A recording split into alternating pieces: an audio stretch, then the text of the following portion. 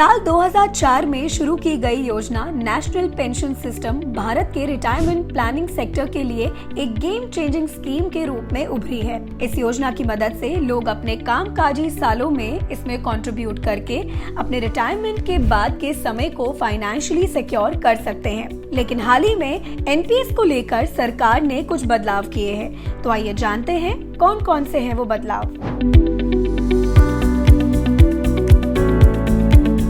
बदलाव नंबर 1, सरकार ने एनपीएस में निवेश करने वालों के लिए टैक्स बेनिफिट बढ़ा दिया है। अब प्राइवेट सेक्टर के एम्प्लॉइज के लिए एनपीएस में नियोक्ता के योगदान की सीमा 10% से बढ़ाकर 14% कर दी गई है।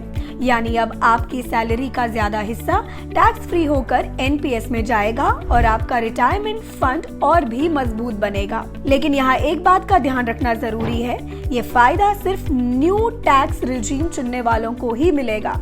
ओल्ड रिजीम चुनने वालों को इसका कोई बेनिफिट नहीं मिलेगा। बदलाव नंबर 2, नेशनल पेंशन सिस्टम से अंतिम निकासी के नियमों में भी बदलाव किया गया है। अब सब्सक्राइबर को अपनी कुल राशि का 60% tax free lump sum amount के रूप में निकालने की अनुमति है। बाकी 40% का उपयोग एन्युटी प्लान खरीदने के लिए किया जाना चाहिए, जिस पर विड्रॉल पर टैक्स नहीं लगता है, लेकिन एन्युटी पेमेंट चरण के दौरान टैक्स लगाया जाएगा।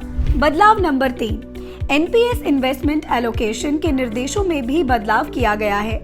नियम अब ये निर्धारित करता है कि व्यक्ति 60 वर्ष की आयु तक अधिकतम 75% इक्विटी जोखिम बनाए रख सकते हैं। ये कस्टमर्स को उनके एम्प्लॉयमेंट के साल के दौरान अपने इन्वेस्टमेंट को बढ़ाने की अनुमति देता है। बदलाव नंबर 4, सरकार ने टियर 2 एनपीएस अकाउंट होल्डर्स के लिए इक्विटी एलोकेशन लिमिट को 75% से बढ़ाकर 100% टैक्स दिया है। ये बदलाव इन्वेस्ट करने वालों को अपने टियर 2 एनपीएस अकाउंट के भीतर इक्विटी में अपना निवेश बढ़ाने में सक्षम बनाता है, जिससे संभावित रूप से बढ़ोतरी की संभावना बढ़ जाती है।